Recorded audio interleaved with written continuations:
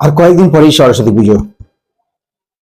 সরস্বতী পুজোর কথা মনে পড়লেই আমার সব থেকে প্রথম যে জিনিসটা মনে পড়ে, স্কুলে সরস্বতী পুজো হবে। সেটা যত না বড় কথা, তার থেকে বড় কথা হচ্ছে স্কুলে সরস্বতী পুজো হবে এবং অন্য স্কুলকে নেমন্তন্ন করতে যাওয়া। তখন কিন্তু যে সমস্ত ছেলেরা রেগুলার স্কুলে আসতো না, তারাও কিন্তু রেগুলার স্কুলে আসতো সরস্বতী পুজোর কিছুদিন আগে। তার কারণ হচ্ছে সকলকে কিন্তু নেমন্তন্ন করতে যেতে হবে।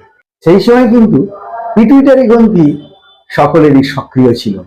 নিমন্ত্রণ করতে গিয়ে এ ক্লাসরুম ও ক্লাসরুম হালকা করে তির্যক ভাবে উকি মারার মানসিকতাটা কিন্তু সকলেরই ছিল। আর এই সূত্র নেমন্তন্ন করাটা তখন ছিল বিশেষ একটা বিষয়। কারণ হচ্ছে সেই সময় সকলেরই পিটুইটারি গ্রন্থি খুবই সক্রিয় ছিল।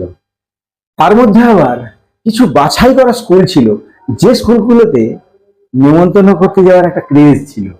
কারণ সেই স্কুলগুলো কিন্তু সকলেই জানে একটু গুরুত্বপূর্ণ। কিসের গুরুত্বপূর্ণ আর কেনই বা সকলে ওই সমস্ত গুরুত্বপূর্ণ স্কুলগুলোতে যাওয়ার জন্য ছোটাছুটি করতো, সেটা আর বলতে হবে না। কারণ সেই সময় পিটুইটারি গ্রন্থি খুবই সক্রিয় ছিল।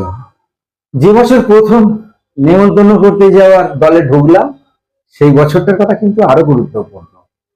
পড়াশোনা হোক না হোক, ক্লাস চলুক না চলুক, সরস্বতী পুজোয় কিন্তু নেমন্তন্ন করতে যাওয়ার অধিকার জন্মে গেছে। এটা কিন্তু একটা বিশাল ব্যাপার। কারণ হচ্ছে সেই বছর থেকেই বোঝা গেছিল পিটুইটারি গ্রন্থি কিন্তু খুব সক্রিয় হয়ে গেছে।